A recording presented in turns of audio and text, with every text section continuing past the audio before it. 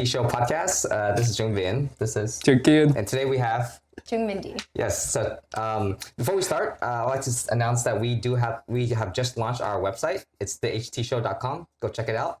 And if you like these things you see on the table here, these are 3D printed scarves. Obviously, a Hunjung scarf, and we can imprint your name on it too, or something customize whatever you want on it. Not just a sticker. That's just for the show.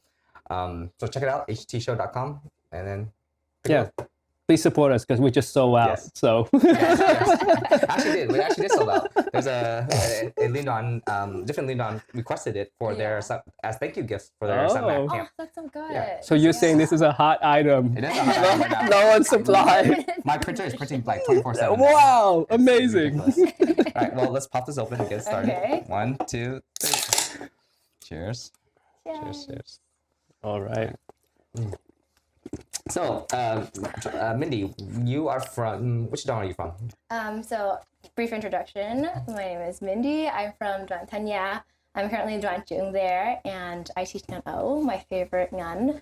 And I have a lot of hobbies in my life that I'm here to share about. Yeah. Wait, let me go back one. You are Danjung and you teach as well? Yeah, I teach. I don't teach every week, but I'm there to support that Ngan. And also just because I feel like I really get my energy from being with the kids. So it's the balance between the admin work and being with kids. And that's gonna make me look bad when I don't teach. Is it only, or have you taught other ngangs? I taught all the Ngans. Oh, Yeah. And that's the one you picked. Yes, and I think last year I taught Hipsy, and I love Hipsy. They have this kind of like growing stage that they're in, but they also are really stressed out about school and work, and they sit there and just stare at you. But I could say anything to an Oni and they'd laugh. So that's why I picked Oni. Maybe I should do that. I need someone who actually laugh at my jokes. So that'd be really good. But besides that, I think I heard a little bit about your story, but you have a full-time job, you have amazing hobbies. I heard some of them. And to me, I'm just very curious on how someone can balance that, because I have a really tough time in balancing this. So just to start out, can you just tell us like what you do for a living? Yeah, for sure. So I currently work as a fellowship coordinator or academic specialist at Virginia Mason. The titles are kind of different between each program that I support. But basically fellows are, doctors finish their residency and then they do like 1 or 2 years of fellowship afterwards. So I support with onboarding, their CVs, if they have any manuscripts. It's a lot of admin work and a lot of emails. Yeah. So most of my days are sitting in front of the computer, just typing and like looking at my window, waiting to go do something. So then, do you work from home then, or are you in the office ever? Yeah, so it's a hybrid. My manager is super flexible, so some days I'll be in the office, some days I'll be at home. Most days are at home just because it's more convenient. I roll out of bed. Nice. So this is the type of job, I assume, is a 4-year degree, or is it something that you need to do even longer? Yeah, so when I was hired, I finished my degree. I double majored in health studies and education. Oh, wow. From the University of Washington, Bothell. Yeah. And this position was from my professor, actually. I built a really close relationship with her. She's like, hey, like, I think you'd be great for this because it's like the mix of education and health. So yeah, they were looking for someone who had finished their degree. And I was just really lucky to be in the right place at the right time. So it wasn't something that you planned out, straightforward. No. Gotcha. I feel like people ask, like, what are you going to do with health studies or public health? I'm like, I don't know. But I think that learning about health in college really changed my perspective on like systems and how like there are a lot of systematic issues in the world that are all connected. So education and health are just one of them. And I was like, as long as I go in the right direction, I'll end up somewhere. Can I ask, was that around COVID time or before COVID that you graduated and started working? Yeah, I graduated after COVID. So you didn't have to deal with all that whole pandemic area. No, but I did do college online, which was like the Zoom. Yeah. I was also really big in VSA, and I was VSA general meetings online were not were not fun. So it wasn't difficult for you to find a job then. You kind of just got, because you knew someone that kind of got you into the position then. Yeah, there was a 6-month kind of buffer before I got the job, but yeah, I was just really lucky to have my Gotcha. professors. If you would do it again, would you pick the same degree or would you pick something else? Oh, that's hard. That's always a tough question. That's hard. Because that's imagining a completely different you, right? Yeah. And the you are now is who you are. Yeah. So it's like I like who I am, right? So But I love right now is in middle school who I would dream to be. Like I'm so privileged. I have a great team at CUNY and a support system. I have a great like bunch of people at work. I have great communities. Like I don't think I would change anything. Honestly. That's amazing. well, that makes me feel really sad. You would change? You would choose something I would change a different? few things, yeah, but not too many. But I'm also at a stage in my life where I'm very comfortable already. But it took me, I'm 37, and it took me from the age of from 30 to 37 to figure that out. I didn't figure out that, you know, early in my life. So it seems to me like the secret would be community is what it is. For me, it is. For me, that was my key. I think that I've tried a lot of different things, and I feel like I'm always pulled in that direction into community. Yeah. So whenever I feel lost, it's like I have my church that's always there. I have my friends. Yeah, that's why a lot of the things I do during the week is with people. Yeah. Nice. Yeah. So there's probably stuff at work that kind of gives you the sense of community, right? Yeah, it's definitely the people. Like it's the camaraderie. Like so Virginia Mason is the hospital I work at. They're currently going through a merger. So they got bought out by a big company, Common Spirit. And there's a lot of change. There's a lot of frustrations and growing pains, but it's really the people that make it worth it. Yeah. Yeah. So I think that's my problem then, because for the first 30 years, I feel like it was just me and myself, right? Because a little part of it is kind of like because I'm a guy, you need to find yourself. I feel like I need to be myself, build myself up, and then I would feel worthy of being in a community, right? Because I never really felt like I belong in any specific type of people. And that's probably because I didn't really talk to a lot of people. Yeah. And it seems like the secret has to be at a young age, if you can start talking to people, integrate yourself into community, that helps you develop yourself into such a better person. Yeah, for me, it's a little different because for me, I've never felt that close to people at work. I mean, I was friends with them here and there, but like I was never really that close to them. My community is, again, with our church, with our CUNY especially.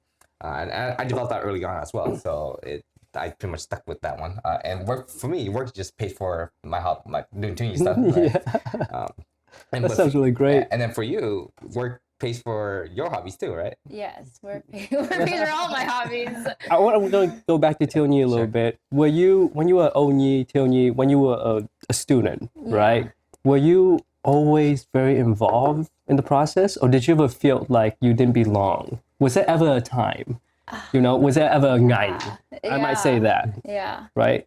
I think Because for me, it was definitely throughout almost all the nights. I felt like I didn't belong. A part of being a Wing Chun too, I didn't feel like I belonged in Tilney.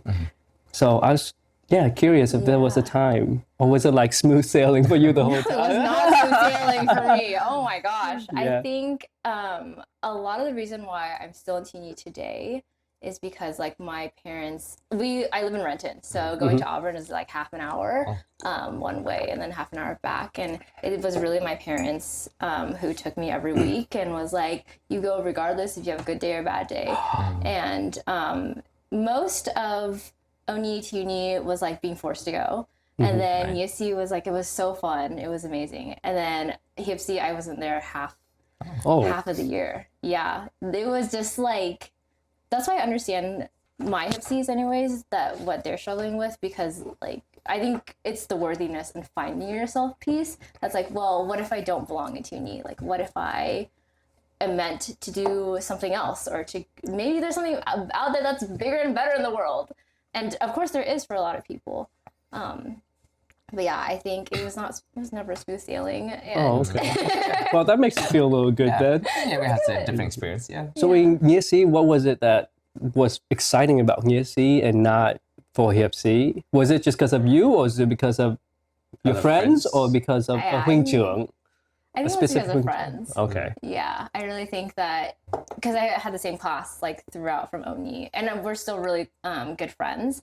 But it was just like, I feel like in HFC you start being an adult. You start getting a taste of like, oh, like I can drive places, I can go forever. So I don't have to go to Tilney, right? Yeah, exactly. I think a lot of dons feel that the same issues, right? We in our don specifically, we have a lot of ESA kids, but as they get into HIPD, that's when the change starts to happen. Oh. Okay, so you can't blame on me then. Oh, I do. Because I teach HFC. If we lose HFC, that's just the natural part of being HFC. It is. It's their choice now. They're much older and they can actually tell their parents that, hey, I don't want to do this anymore. I want to do this or that, you know? So the parents can't force them. What made you look back? Because you kind of lost the community for a little bit.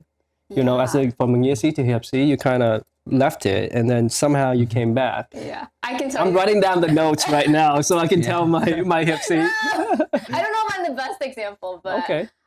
when you said that, I literally could pinpoint like the moment. That's great. Wow. And it was the day that I got rejected from UW Seattle. Like when I opened that letter, it hurt me because it's like, for my parents anyways, they have built up like I sacrificed so much for you. Like all their friends' children are going to UW Seattle, and when I got rejected, it was like heartbreaking. Like my dad didn't talk to me for like a few weeks because he was so disappointed, and it's like, and it's like that was part of his process. And I think for me is when I was like lost. That was my like finding myself stage. And while everyone was moving to college, the only consistency that I had in my life was Tuni. So yeah, I think that I was always like kind of like a teacher kind of person, and then I was like, maybe I don't want to do this, and then Tini was there when I moved back. So this is I'm going to say verbatim based on what you said, is if I want HIPC to stay, then I need to find their weaknesses and then exploit it. And then build it so that they stay as a Huynh. No, I'm joking. I'm joking, everybody. We're not going to do that. But it seems like Tilney is, again, like a third place. Third place. It's a third place. That is a very supportive place. And it seems like Tilney still is that third place for you. So someplace that's not at work, someplace that's not at home, but someplace out there for you to build the community and stay in the community. Yeah. So and that is something so many people are envious of, and so many people don't have. So it is really a privilege to be a Huynh, in my opinion. So yeah. what other third places do you have? Because we know that you have other hobbies too. And it's not, to me, it's like, for me, a hobby is like you sit at home and then you put a puzzle together and you don't really talk to anybody. This project right here is not a hobby. Yeah, this is just work. I guess this is a hobby, but thank you. Thank you for saying that. So it seems like your hobbies are like integrated in real human people. That's what it seems like. Yeah, I think it is like, I look at my life and I see like the pockets of community. And so like other third places, I have my pottery studio with my pottery community. I have the mountain, which I go skiing a lot. I've just started bouldering recently. So Nice. climbing is really fun. And I've been, since last year, like I've been running a lot. Yeah. So those are like my, Very active. Oh, wow. those are my bubbles. But I think the longer you are in a bubble, you need to move to another one so you don't burn out.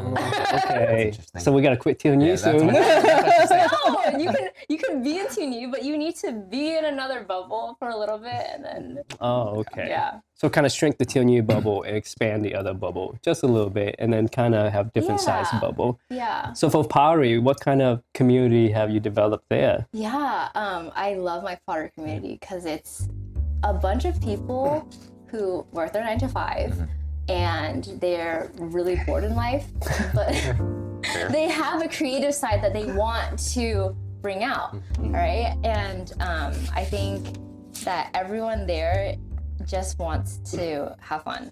Yeah. And I really built a relationship with one of my instructors. His name is Sudi. He's lovely. He's a balding Indian man. But every time he sees me, he welcomes me in, he gives me a hug, and there is something about, so pottery is a lot of sitting at the wheel and it's turning. Yeah. Right? You're watching the thing turn and you're putting your hands on the clay. And when you mold it, you have to really just center your mind to only think about what's in front of you.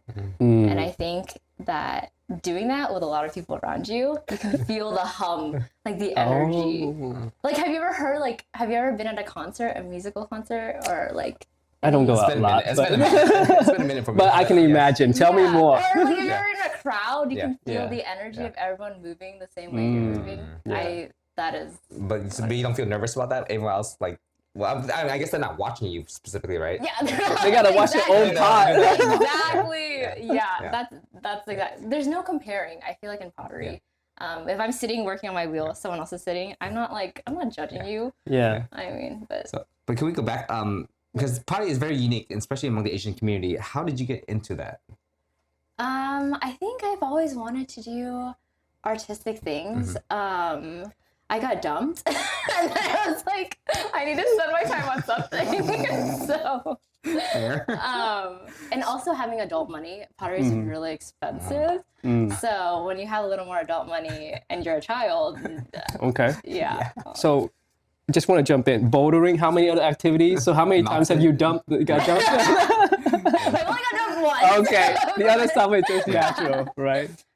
So, just curious, because is the other people in your class like your age or younger or older, or is it like a range of? It is a range. Okay. Yeah, I'm probably one of the youngest, the Okay. younger people. Yeah, I'm the younger.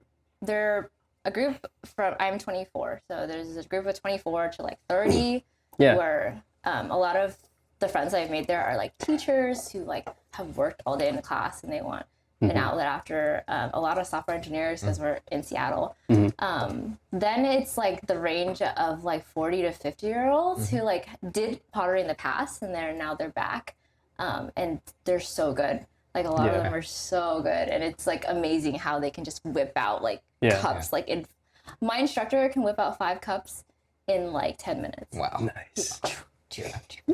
So, Looks good too, right? Yeah, they're perfect. They're all identical. They're beautiful. Yeah. so I know recently you had some sort of pottery open house kind of thing. Yeah. What was that about? So that was an art show. We took a class for surface design. I actually brought a few pieces, so we can pull them out later. Oh.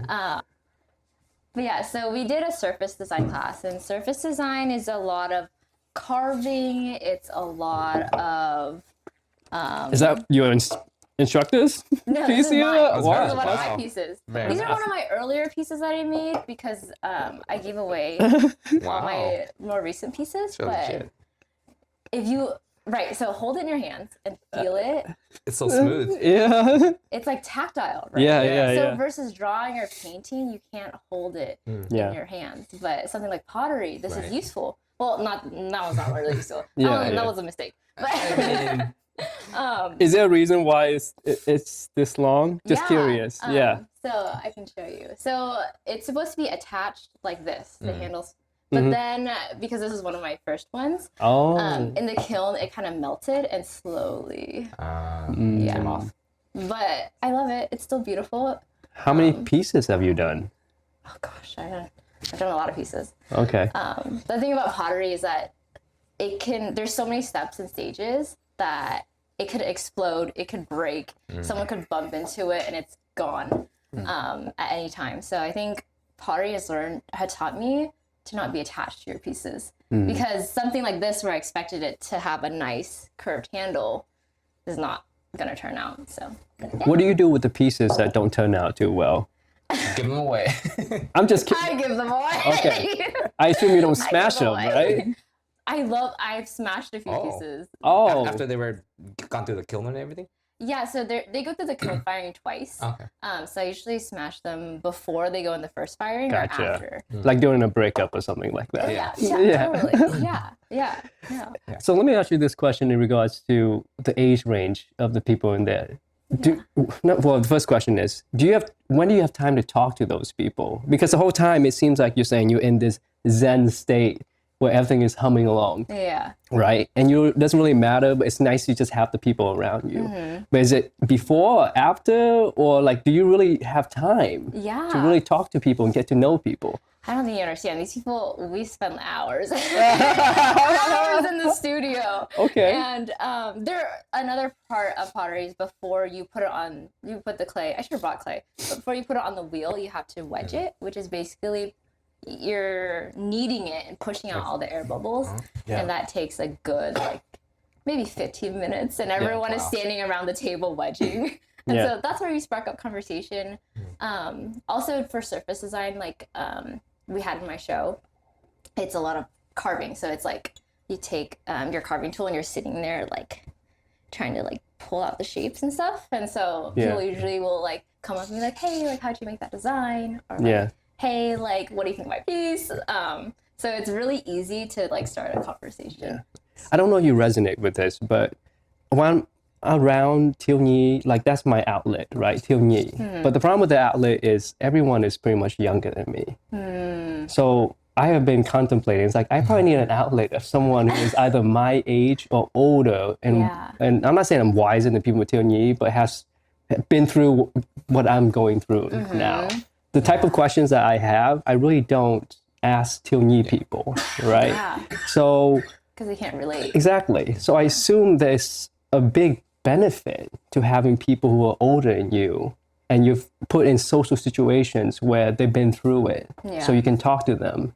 And that's such a huge benefit, especially because if you love Thiếu Nhi and a big part of your life is Thiếu Nhi, you surround yourself with younger people. You probably need to be away from that sometimes, you know? Because you don't want an Onyi in that class, right? You don't want to, maybe. But it's like you want a different atmosphere where you're not responsible for someone, for sure. For sure. So I think that's number one. Number two for me is I try to surround myself with people who I can learn from in the sense, not asking questions, but watch what they do. And that's why I love the YMCA, because I go to swim and do stuff every morning. And I don't talk too much, but I watch what people like 80 years old do. Even just being around them. Exactly. So I just watch what they do. And I was like, well, I want to be them when I'm 80. So what are they doing now? Number one, they obviously have a community there, like you do. And number two, they're constantly doing a very specific type of exercises. It doesn't have to be heavy, but just be consistent. And that means that they are still able to walk around, move around. So to me, it's such a big deal to have that constant reminder of what these people are doing to remind me what I need to do now every day to reach to that level. And I assume that you can probably watch what these people are doing here or even talk to them, unlike me, right? And just learn so much from what they offer, because you can be like, I want to be that person. So I just do exactly what they're doing or what they're doing now or what they've done, and I'll be there.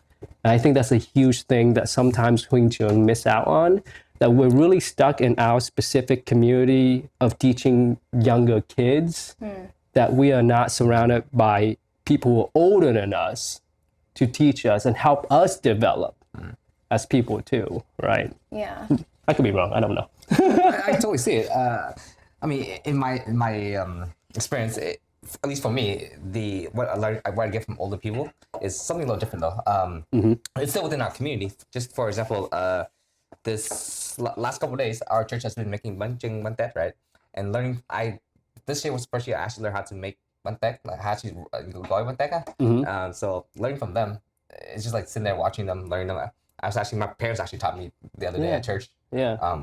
So for me, it's learning, like doing those kind of things, carry on that tradition. And and when we're cooking it at night, staying up, me and a couple other Hunjung stayed up, and even our editor here, we stayed up, helping them cook it, and then how to manage the water levels of the giant pots, propane things that we have. It's nice to be taught something. Right. And it's not like you're actually asking them to teach you. You can just be there and just learn and watch them do it, and then you can help them out, and then you learn that way too. Have you developed any deep connections with any of these older people? I think especially my instructor, Mm-hmm. because pottery, I think, can be applied to more than like the process of making it can be applied. The lessons that you learned is applied to more of life.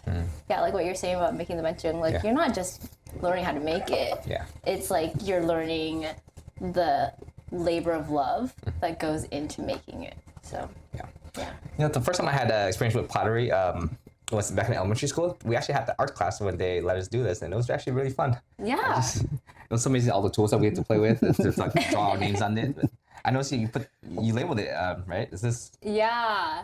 That is. what does that say? It's backwards. Oh. Silly goose. It's MV. It's a cursive M and then a V. This one might be wait. better. This one's just M. Nice. Yeah. But there are a lot of tools that you can make Yeah. stamps and stuff. Have you hung out with these people outside of pottery class? No, I feel like we spend so much Time together? You Yeah. want to do more? Sitting together, we See don't you need again. to. Yeah. But I've kept in touch with a lot of them. Like we follow each other online, and yeah, like there are people that if I'm bored, I could hit up. Yeah. And it'd be cool. Nice. So you have work, you have Tierney, you have pottery class, and now you have you Bouldering. took up a new one for some weird Yeah, I reason. took up bouldering. Why? Like so fun. She needed something physical, right? Yes, I Yeah. need something physical because it's been too cold. I mean, I'm back into running now, but in the past few months, it's been really cold to run. But have you ever been bouldering? I have, yes. Have you been Indoor, yes. working? I don't know. I know the rocks related. You talking about indoor one, right? Yes, the indoor one. Yeah, Yeah, I would not do all that. I would Yeah. not survive. Yeah. But I think the idea of like moving your body and then using your brain to figure out where to move your body is very satisfying to me. Yeah. Yeah, and I don't go bouldering by myself. I can't. I've tried. I knew it. I was gonna ask you. It's like she needs, of course, community, I right? need someone behind me to be like, you can do it. You can reach for it. Oh, You got it. well, I thought you need someone to that belay. motivation. Well, Belay, yeah, yeah, someone I to thought belay you you. need someone to belay you No, anyway. Yeah. Not for the shorter ones, right? Yeah, not for the short ones. Oh, okay. So they're just there cheering you on. Yeah. It's a and helpful motivation, man. oh, go ahead. No, go ahead. But yeah, it's like they are telling me where to put my foot or like where to move my arm, and it's like you work together. Because if you're standing down at the bottom, you can see that person up there. You see, hey, this might be closer to the left leg versus them trying to peek down. Like, it's weird. Who goes with you? I have my friend Brandon Yeah. and Lily who go with me a lot. They're friends from like middle school and one of those from college. But yeah, they're like my coaches. Like they're always down for anything. They're always so supportive. Even with teeny stuff, like they listen to they know all my teeny things. Yeah. And then you started running, or? Yeah, so running I picked up last year and I did a half marathon, Oh, which is crazy. I did it by myself. Don't recommend. what do you mean? I ran the entire 2 hours Wow. Yeah. myself. Jeez. Okay. Don't I mean, okay. She's saying do it with a friend at least. Yeah. do it with a friend. Yeah. It's such a weird thing to hear because I ran the full marathon by myself, Yeah. and I can't imagine like running with someone. Because I would feel like I don't want to hold them back, and I Yeah. bet they would feel the same way.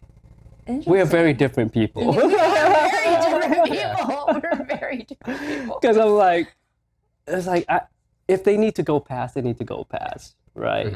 And there's no way when you run a full marathon, it's like he's outpacing me already. I can't catch up. So I would feel horrible if he was waiting. But what if they were in like the rhythm with you? Like they're the same pace as you are. If I was training with them the whole time, like through the process, then I would. I would love to, but it would have to be train the process and we both know we're on the same page, But if he or she is training separately, and then I'm training separately, and we like decide to show up for the marathon, and we're like, "What's your time?" And she's like, "What's your time?" And I was like, "Oh, I guess you're not running with me then." So, that's fair. so are you gonna go for the full then? I don't know. Goals. I don't know. I don't know if it's worth it. It's so painful to run. I'm like, I love running, and then I start running, and I'm like, I hate running. Yeah. So That's how it is. I do recommend for longevity is swimming. It has to be the way to go, more right? cardio. Yeah. No, it's not about cardio. It's about the damage to your joints. yeah, Yeah. running's bad. That's why the 80 UIC at YMCA, they're pretty much that's it. Like they swim because it doesn't damage their body. Same thing with pickleball, which I really want to. No. Okay, sorry. Go ahead. Well, I wanted to play I thought basketball would be my community, but I don't know when to stop. Like I will practice the same moves hundreds of times until my body breaks down. And I was like, I can't do that anymore at this age. I need to look at longevity again. It took me 1.5 years to figure that out. It's all about, at this age, honestly, it's about longevity and not about beating or being the best or anything like that. And I noticed, again, I'm watching older people at YMCA and it's pickleball, you know? And Of course. exactly. And besides, and because you're here, I do want to bring it up again, it's the pickleball thing I just noticed, it's not just about the health thing, but it's the community again. It is a community. You know, swimming for me, I do every day, but it's like you don't swim and talk to someone while you swim. But pickleball does give you that chance to actually talk to people. Yeah. Yeah. You should just go biking with me then. Yeah, I guess. But we talk so much already talk a right lot. now. That's true. Right? Spend less time with you. Yeah, I know, right? So going back to pottery, just curious, do you sell, so you don't sell it, right? I don't sell my pieces. I would never pay the amount that's worth. Because if you think about how long it takes to make a mug, I could charge like $100, $200. But people would normally, for something like this, they would charge $40. But I would never buy something like that, so I don't want people to buy my pieces. But I will make them, I will give them away. Yeah. If you had the choice between being like, let's just say you can make amazing pottery pieces, right? Like the best everywhere, but you Okay. can't ever sell it or keep it, right? Yeah. Versus you're making okay, like they're okay pottery pieces. They're like, yeah, but you have an amazing business behind it and they're selling well. So the first one is like, you got the best, you've done the best, Yeah. but you can never keep it. You pretty much just give it away Yeah.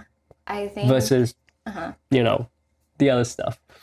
I think when you tie, like this goes back to Teeny too a little bit. It's like when you tie monetary value to things, for me, it becomes not worth it anymore, to be honest. Like I'm always very passionate about Teeny and I talk about it like at work with my friends. They're like, would you do Teeny if it was paid? And I was like, no, I wouldn't. There is something about the community that comes together about not like being paid to be there and choosing to be there that makes it so powerful. So same with pottery. I think that's a very powerful thing to say because sometimes we forget that Tilney is a volunteer thing. Yep. Yeah. For sure. And the fact that because sometimes we can be down on other Wing Chungs, in my mind, right? And unfortunately, I don't come from a sense of leadership. I just come from the sense of like being a normal Wing Chun.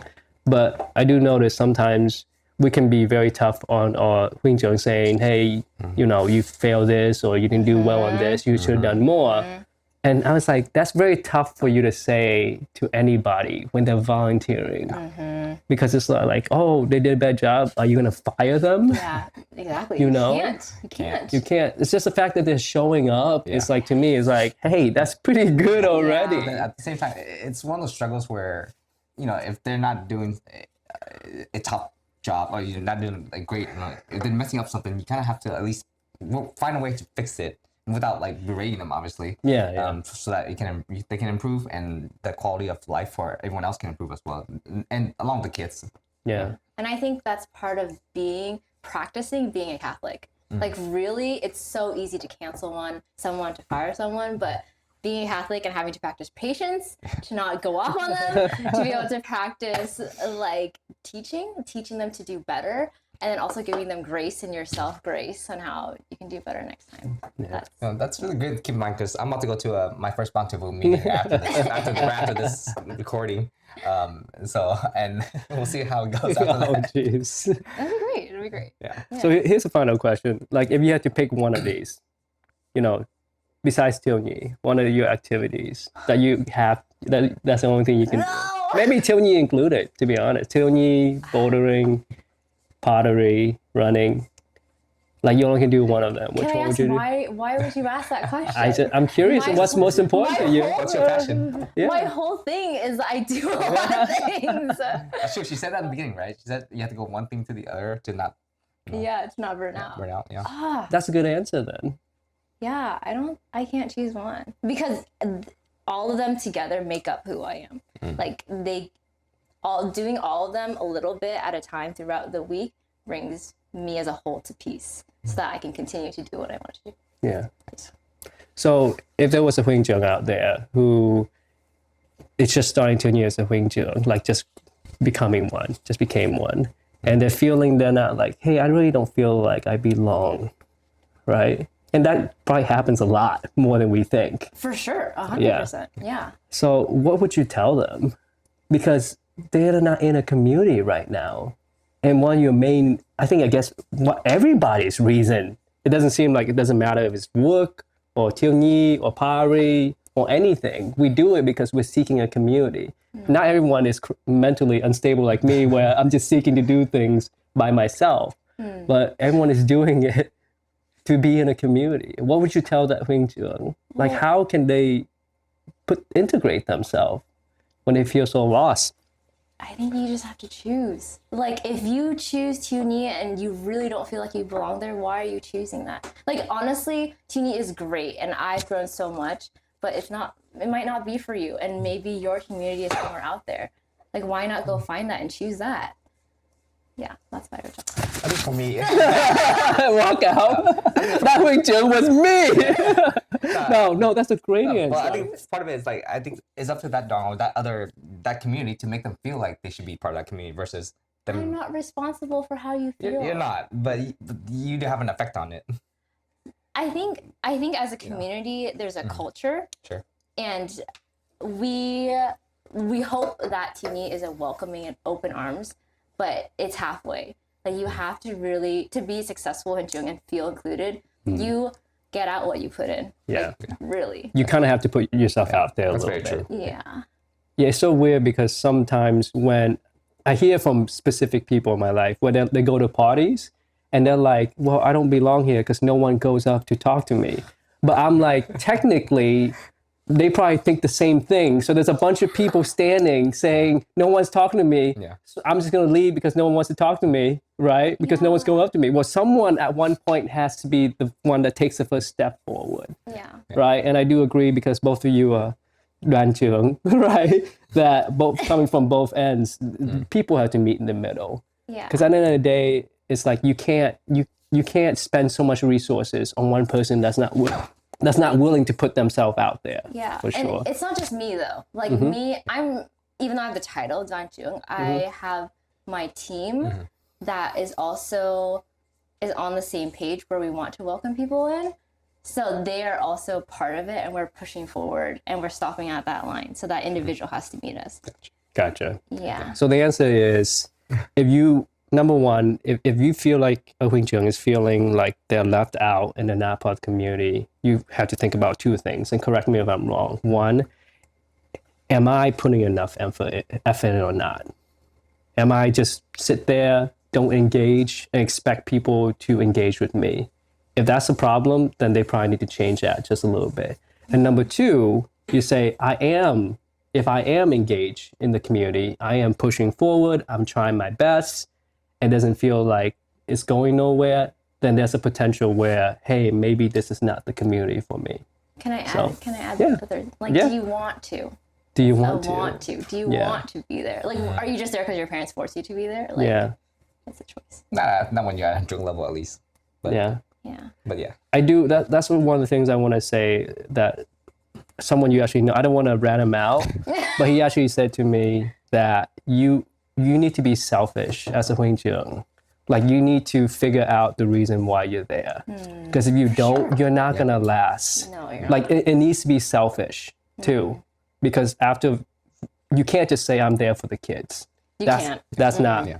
That's not going to last. That is not going to last. So I do completely agree with that. All right, so unfortunately we are starting to run out of time here. But before that, I'd like to give this little gift for you. Wow. Like a mini printed scar. Oh my gosh, cute. Yeah. We'll take some of your pottery in exchange. Yeah. I'll have better pieces. They're in the process. Yeah. We're No, gonna- I'll take this. I'll take this Sure, one you just can have that because. piece. Yeah, I'm afraid of hot water, so this is further. This is That can- further away from me as Hopefully that doesn't fall possible. off, right? Hopefully that doesn't fall off right there. That's really cute though. I love how you brought in this Yeah. piece. And I assume you have a lot of pieces, have- but you love in the pieces that shows there's some issues here. And it's so still beautiful. it's still yes, Yeah. yes, just like everybody. Yeah. Right. Just like So, human beings. Once again, please visit our new website, thehtshow.com. And for Jungmindy, I look forward to working with you this year because I know we will be. Many things. Cheers. Cheers. Cheers. Thank you, Joe Mindy. Thank you for having me. So fun.